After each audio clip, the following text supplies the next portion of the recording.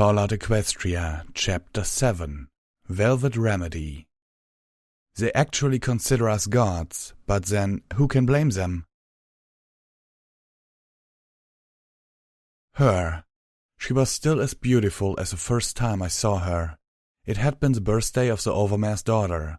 Velvet Remedy had come in to sing her a stunning revision of the Happy Birthday song. I had been painfully jealous of the filly for weeks after. Actually, she was even more gorgeous than the last time I saw her. I'd followed her out into this wasteland.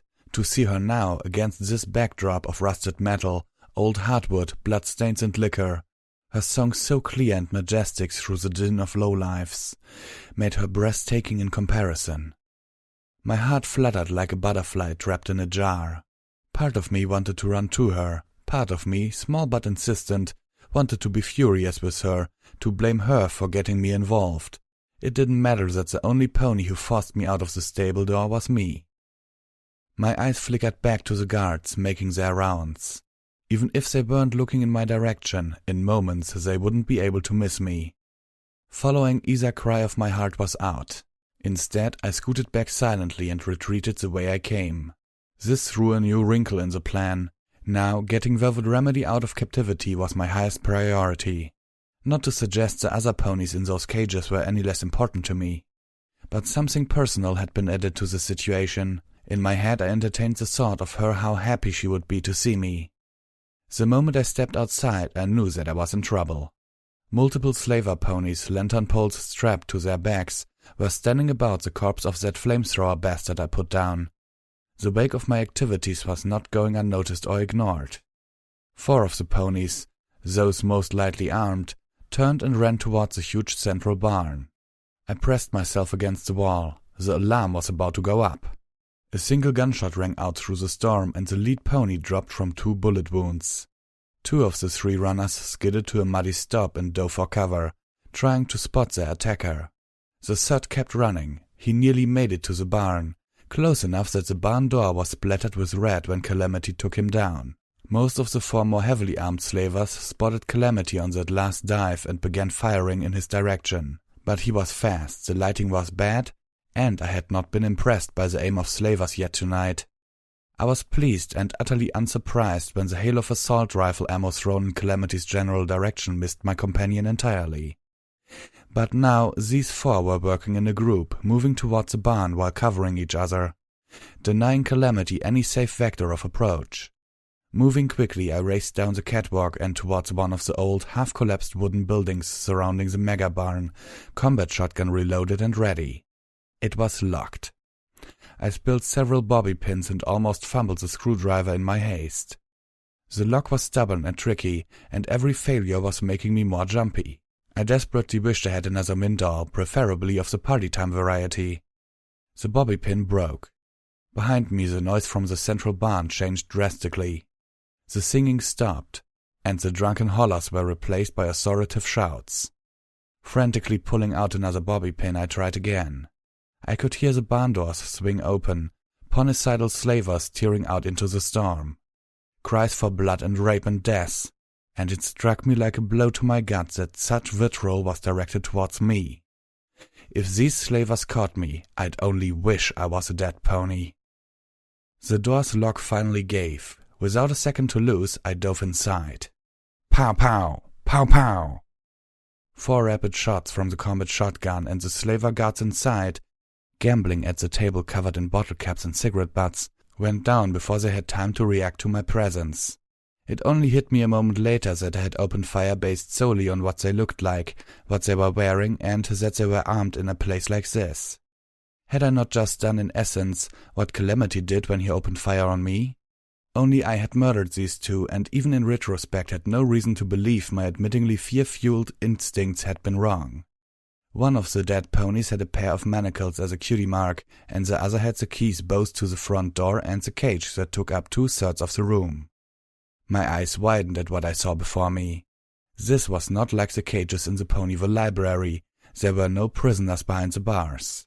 Instead, there were weapons, and boxes of ammo, some stacked on top of other boxes of ammo. I was in the armory. 2 thoughts raced through my mind, each right on the heels of the other. I had just hit the jackpot, and this was probably right where most of the slavers were headed first. Swiftly I turned and locked the door, then began to barricade it. Not too heavily, as trapping myself in here was not going to save any pony, least of all myself. But it would give me time to loot and to consider my next move. A filing cabinet, the table and the metal sink should do. Bottle caps and gaming shits slid to the floor in chaos as I upended the table and placed it against the door. I levitated the filing cabinet against it to hold it in place. Then the desk was wrapped in a glow identical to that of my horn as I swung it around. The desk, I noticed, had a glowing terminal. Time allowing, it might be worth it to see what it had to say. First, however, was improving my armament. 7 ammo boxes, half of them locked, 2 gun cabinets and a weapons locker, also locked. Later, I was less like a pony and more like a walking arsenal.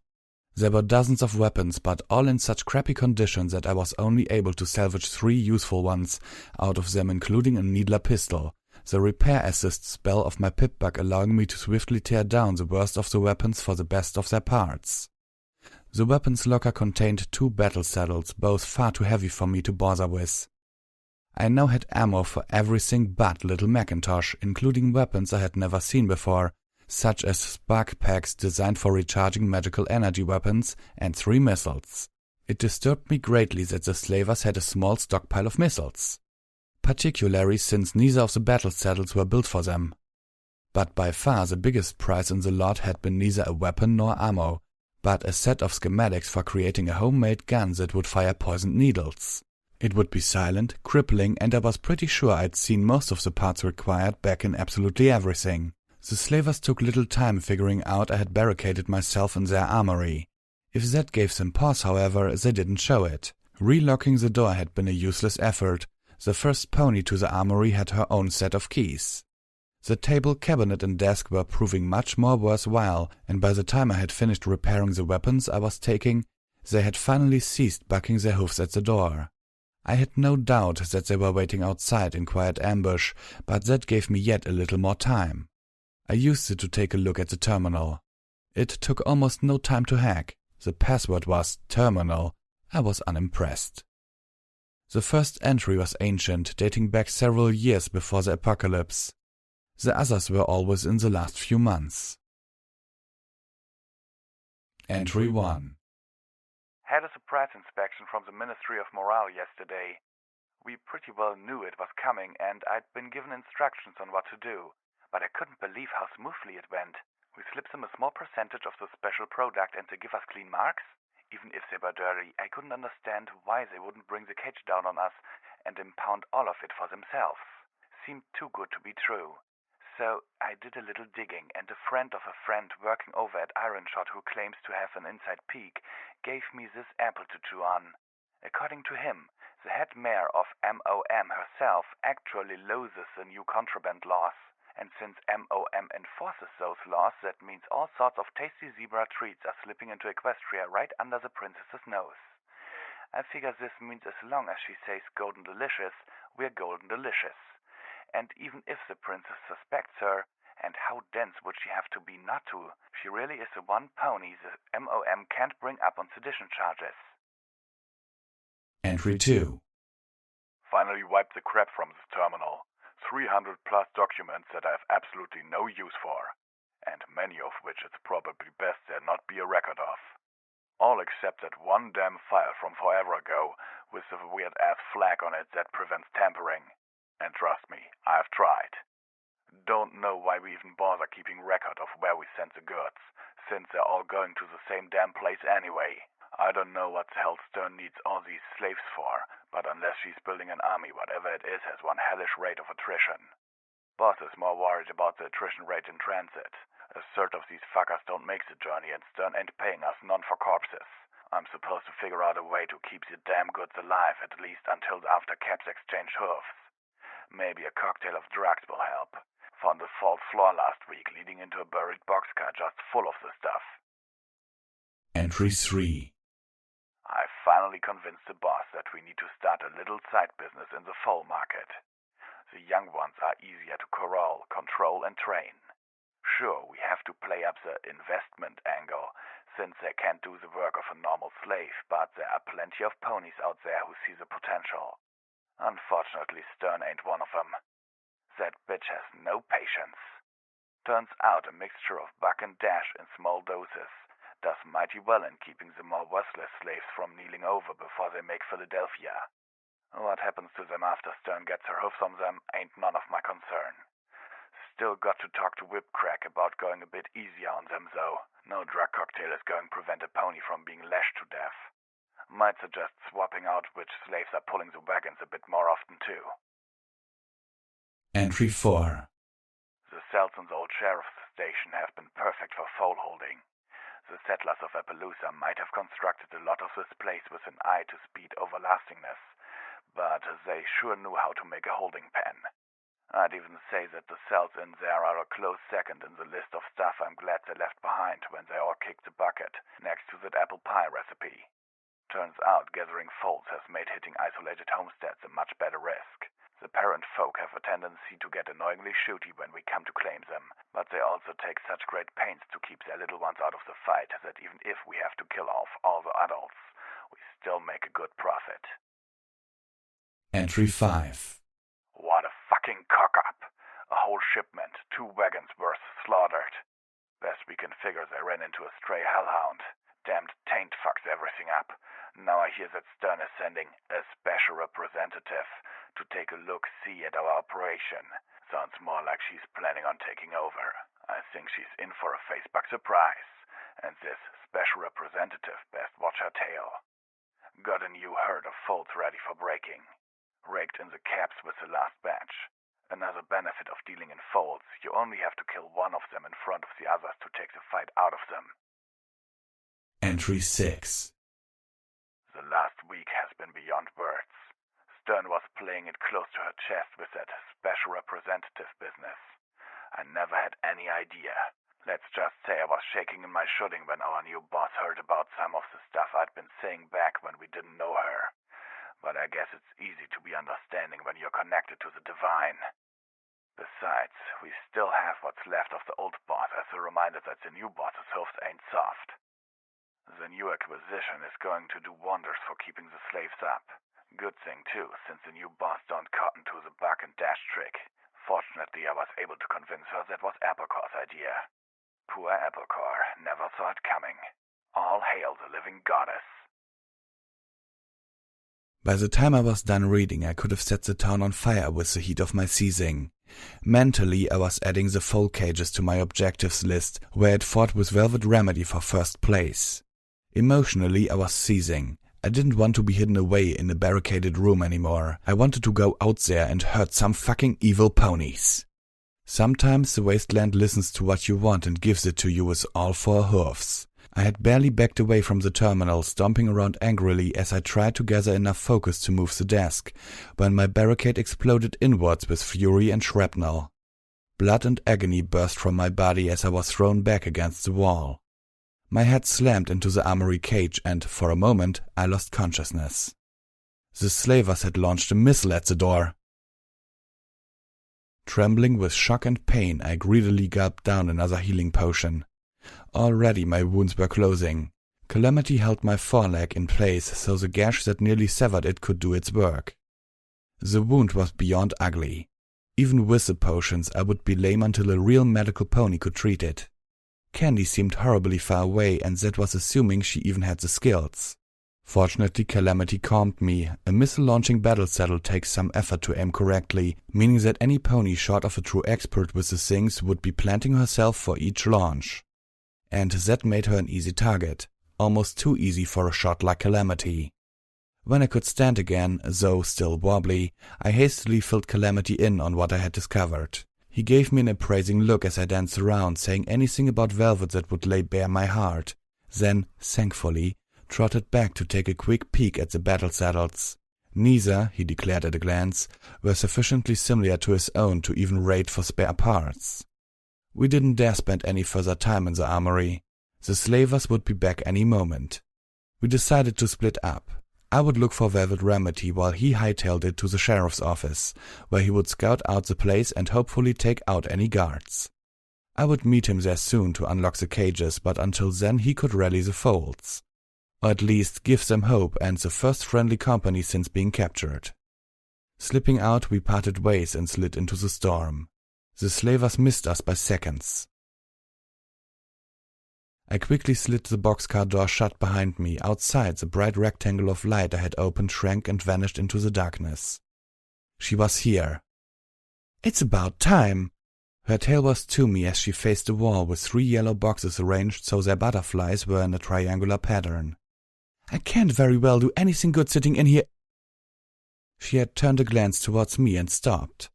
Now she turned slowly towards me, staring. "Oh, no." For the last half hour, fantasies had played through my head, imagining the impression on her face when I found her. The surprise, the joy. This wasn't either. Oh dear." Her eyes traveled from my face to my Stable 2 utility barding, still quite recognizable even with Ditzy-Doo's improvements, to the pip-bug on my foreleg. Velvet Remedy looked shocked and sad. "What are you doing here?"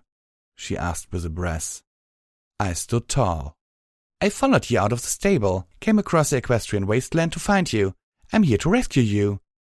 I gave her my best winning smile. Then, worrying at how I might have sounded, I added meekly, "I'm not stalking you." "Aren't you now?" She shook her head and pranced around, almost as if distraught. "I tried so hard to keep any pony from following me. This isn't what I wanted at all." Then she looked at me again, and this time I could tell she was seeing the wounds. And the weapons. "You're the one out there shooting up everything? You are, aren't you?" Wait, why was I suddenly feeling like I'd done something wrong? "Yes, like I said, I'm here to rescue you." "Rescue? Little Pip." Oh my gosh, she remembered my name. "I'm not a prisoner. I'm here of my own volition." "What? What?" "You're here with slavers." I couldn't tell which was breaking faster, my head or my heart. "You're working with slavers." She stared at me, her voice cool. "And you're cutting a bloody swath through them. How many ponies are dead tonight because of you, little Pip?" "They're slavers." I was breathing hard, seeing red. "And how about the people they support? This is a town, little Pip. There are merchants and tavern owners and work ponies here. Have you killed any of them? Are you sure?" "No, I haven't, I'm sure." "Well, unless some of the townsfolks wear slaver armor and carry slaver guns and were shooting at me." "And the slaves? Do you think you can kill slaver ponies and they won't retaliate? Do you think they won't take it out on the helpless ponies to make an example?" "Not if we rescue them all first," I thought savagely. But instead of arguing further, I forced myself to be calm. This was Velvet Remedy. I'd give her a chance to explain herself. In as even a tone as I could muster. "Why?" Velvet Remedy's voice never raised nor wavered. I was near shouting and she was keeping her poise. It made me want to scream even more. "When I left the stable, after leaving a message to keep any pony from following me," she gave me a pointed look, "I came upon a band of ponies who had been set upon by a horrific beast. There was only one survivor, badly wounded, missing a leg. So of course I galloped to his leg. Did you know I always wanted to be a medical pony? I bound his wounds and carried him back to his camp. It was a slaver camp, and there were several ponies there who were in severe need of aid, particularly amongst the captives." Velvet Remedy looked about the boxcar, which I began to realize was not her cell, but her room. "I've been with them ever since." I just stared. "But you're helping slavers!" Velvet Remedy turned away from me, staring at her wall of yellow medical boxes with little pink butterflies. Casually, as if talking about the weather, cloudy with a chance of rain, gunfire and bloody dismemberment, she told me, "I read in a book once, back when I was about your age, that when Fluttershy, the mayor of the Ministry of Peace herself, stepped onto a battlefield, she insisted that her healer ponies tend to everyone wounded on the battlefield. Everyone. Pony, zebra, to her it didn't matter." She turned a level gaze at me and slowly asked, "How could I do any less?" "It's different." "Oh?" she challenged. "How?" Because these are slavers who are killing people and selling others into slavery and death, even foals. And the zebras just wiped out our cities. I stomped at the ground. Okay, maybe I didn't have any logical reason why this was any different, but it felt different. Look, I tried reasonably. These slaver ponies, when you save one of them, you're making it possible for them to hurt and kill other ponies. Destroy lives. The slaves you heal, they're being sold into horrible work that ends up killing them. The slavers are just using you so those poor ponies survive the trip into hell. Velvet Remedy looked pained. You think I don't know that? But what else can I do? I'm just one pony, and I will not do nothing. Would you have me just trot away from suffering ponies because they have the misfortune of being captives of slavers? Now finally I felt the ground reassert itself beneath my hoofs. You can help me rescue them. She chuckled sadly, shaking her head. Rescue them? The two of us? Against all those slavers? She looked me over.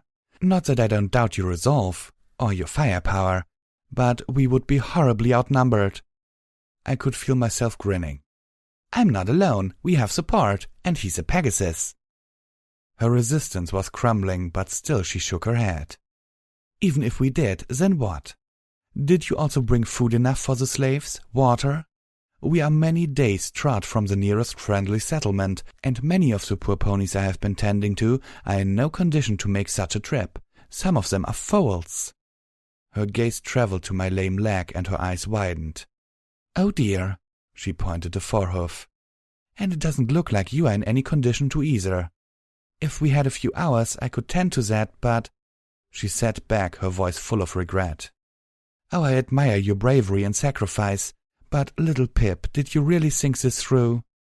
Of course I thought it through, I stammered, a little crossly and mostly honestly. I have a train. Oh. Her eyes widened in surprise, and for the first time her voice was hopeful rather than hurting. That might work.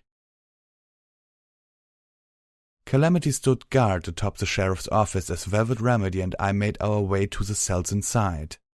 Nearly half a dozen colts and fillies, reeking of filth and sorrow, looked up at our approach, their eyes fearful. That fear softened as they saw Velvet Remedy, and she smiled gently at them in return. I have good news, little ponies, she said softly, hesitating with a grimace before stepping over the headless bulk of one of the guards. Calamity had cleared the way. We are all going on a train ride. I was already at work on the lock of the first cage. I glanced over, admiring how she was with the foals, nuzzling them through the bars.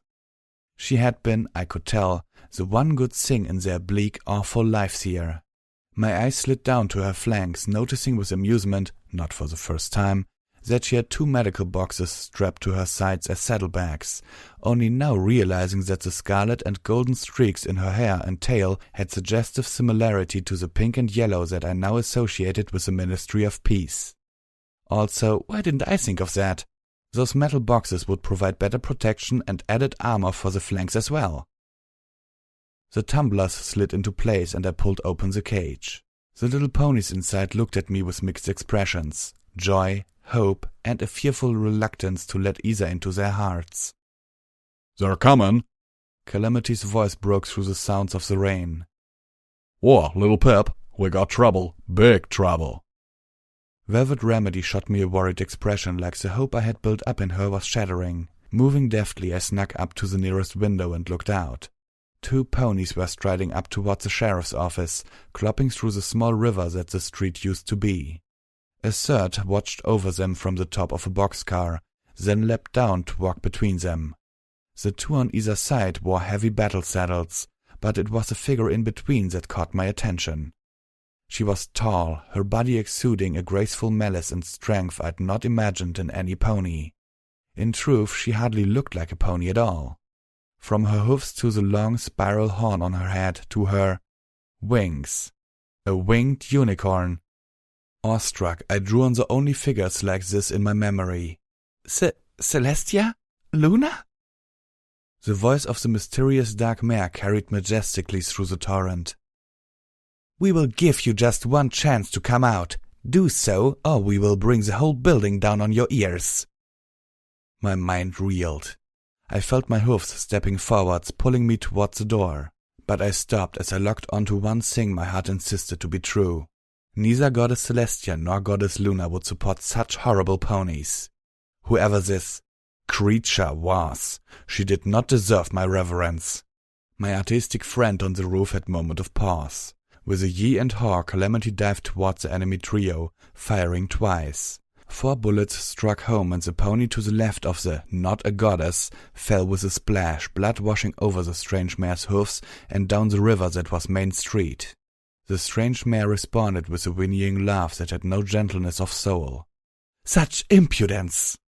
I gasped as the mare's horn glowed a sickly green and a blast of lightning ripped from its tip, slamming into Calamity's chest, throwing him back through the sky. "Calamity!" Calamity was spiraling down, unconscious, and I barely caught him in time, holding him hovering over the minefields that surrounded the slave pens. His eyes blinked open, then widened in terror as he saw the mines below him, his hoofs thrashing in panic as he tried to backpedal through the air. "Oh, now isn't that touching?" The mare turned to the slaver pony still flanking her as I glided Calamity to safety. "Kill her!" The slaver pony trotted forward, and the many barrels of his battle saddle pointed at the age and weather-weakened wooden structure. Behind me I heard Velvet Remedy telling the foals, "Lay flat, all of you, as low as you can." I turned to see her waving her horn at their cells, and I marveled as a weak shielding glow wrapped about the cells. Only belatedly did I realize Velvet Remedy had not sought to place herself within the spell of protection she wove around the children. The roar of the slaver's battle saddle was nothing like the thunder of other guns, but akin to the fury of a dragon. Bullets tore at the side of the building, a great many punching through, perforating the front of the sheriff's office. I dove to the floor behind a metal desk, feeling bullets slice the air just behind me and then ring against the metal as they tried to murder the desk. I heard Velvet Remedy cry out. I heard her fall.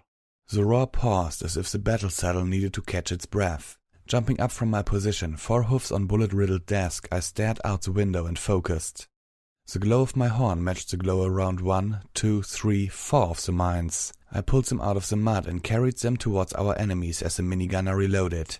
The strange mare saw what I was doing, throwing up a wing and enveloping herself with a sickly green field of energy, a much brighter and stronger version of Velvet Remedy's protection spell. The slaver pony turned towards the floating mines the moment they started beeping. He backed up, eyes wide. Beep, beep, beep, boom! The strange mare's field welted with blood and organs. The spell had barely flickered at the force of the onslaught, but it had flickered. "That was most impressive," she drawled. "But now playtime is over." I wasn't paying attention. My eyes were only for Velvet Remedy, who lay in a widening pool of blood. 3 of the bullets had struck her, 1 only grazing but 2 sunk deep into her belly. As quickly as I could, I opened one of her medical boxes and pulled out a roll of medical bandages. The door of the sheriff's office ripped off its hinges and went sailing into the darkness. "Go ahead," she taunted. "Throw your best spell." No spell came. I had none to throw at her. "Oh," she laughed as if she had somehow read my mind. "No spells? Well, aren't you just a pathetic excuse for a unicorn?" I finished binding Velvet as best I could. She stared, moaning in pain. My heart jumped. And here we were hoping that the great assassin who decided to assault our town would at least provide us with a challenge. We have been so utterly bored.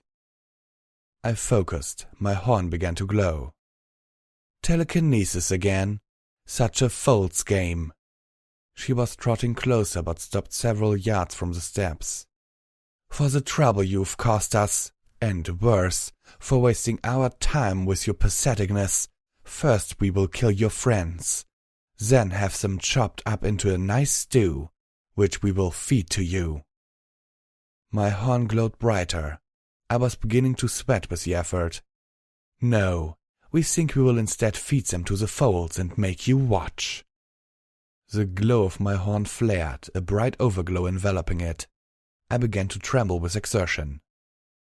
"Still not impressed." The strange mare's voice was glorious and impossibly jaded. The light from my horn was pouring out the doorway and through the bullet holes of the building, and she couldn't have cared less. "So, what's this? Levitating all the little ponies away? You can't send them far enough so that we won't catch them. Or maybe you are trying to levitate every gun in the armory? Even if you could, this shield around us will stop any bullet." A second overglow erupted from my horn, enveloping the first. I screamed as the energies burned through me. The strange mare looked from one side to the other, turned in place to see if there was anything behind her, but noticing nothing but running water and darkness. Even up, but still saw nothing. "Oh, enough of this." She turned back to me. "You're right," I said, stepping feebly into the doorway, the effort draining such energy from me that I feared I would pass out at any moment. "I am small, weak, pathetic." My crippled leg was wobbling so hard it made my teeth chatter. My eyes teared from the pain. I kept my head low, horn to the ground.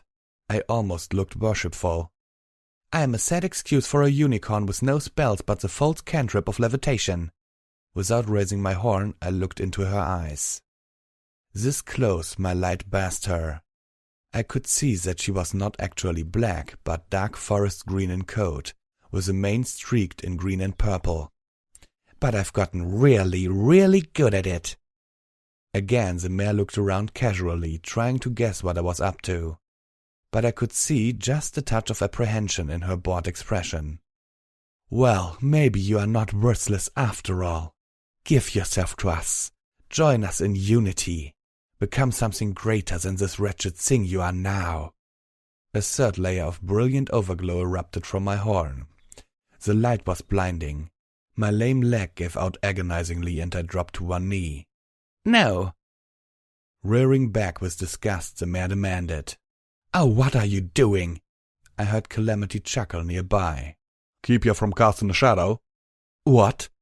The mare looked down, then up a second time, this time seeing the much softer glow coming from above the sheriff's office.